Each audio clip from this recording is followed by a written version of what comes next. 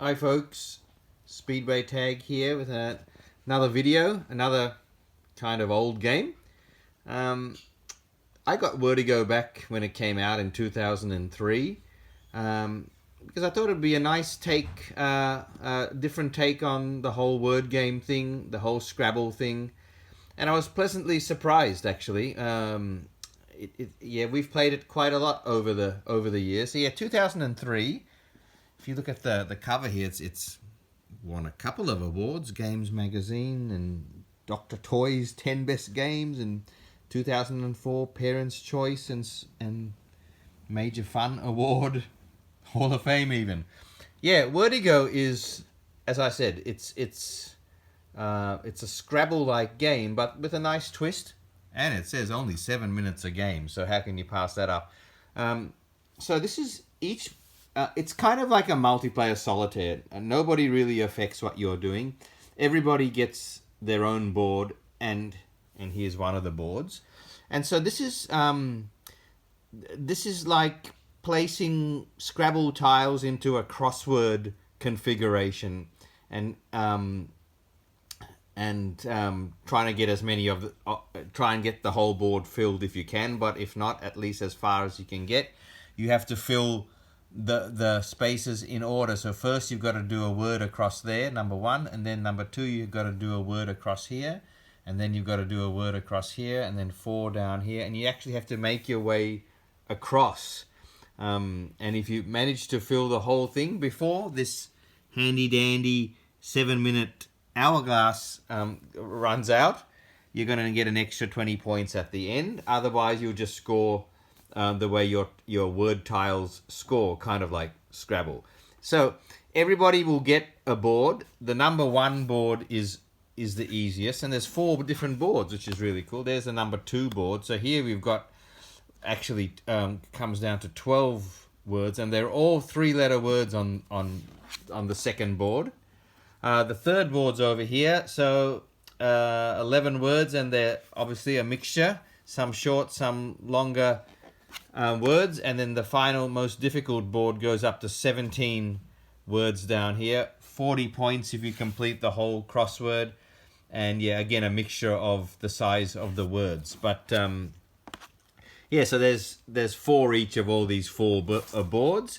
And so the way the game goes, each person gets their own boards. As I said, it's a multiplayer solitaire, and then you get your own bag of tiles, and each one of these are different colors. So we got the reds.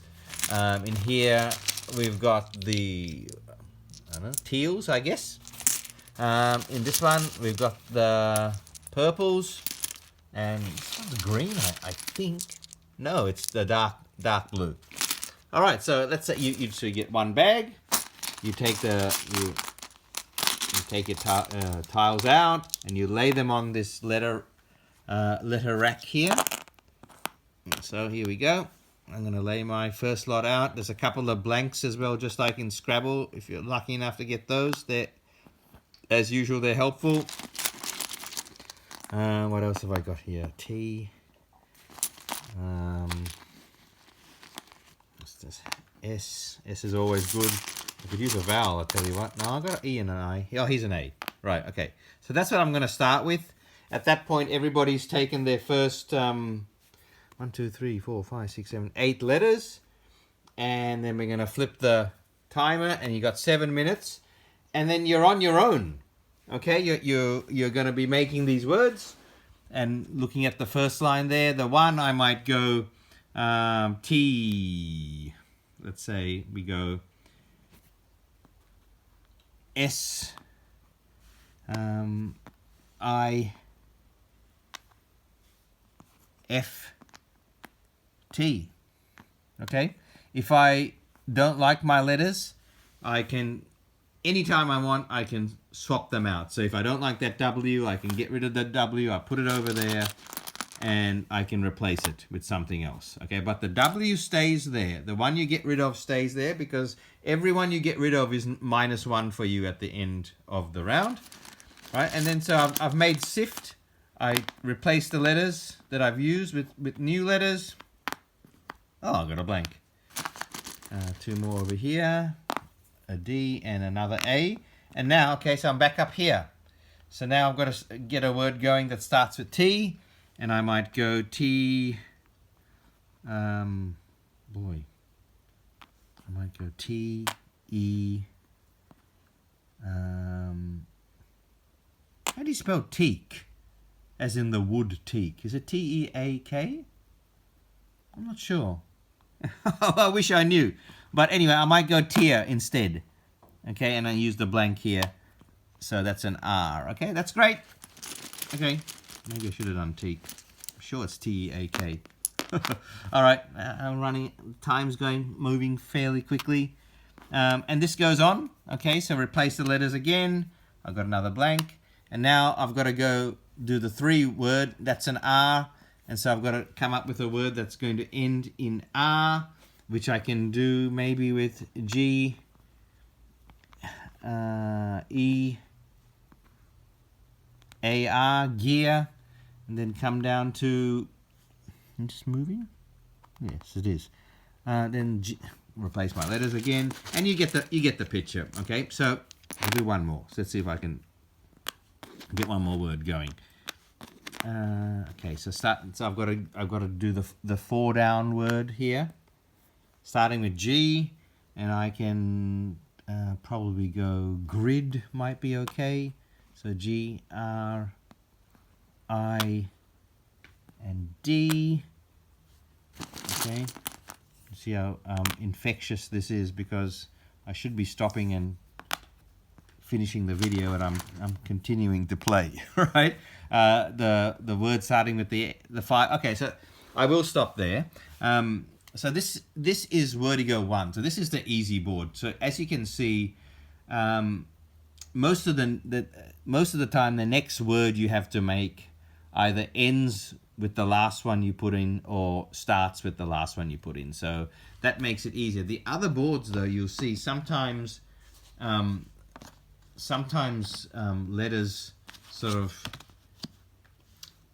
you know, they don't start or end a word. They end up being in the middle of a word, which makes it a little bit trickier. I think it's more the number 2 board.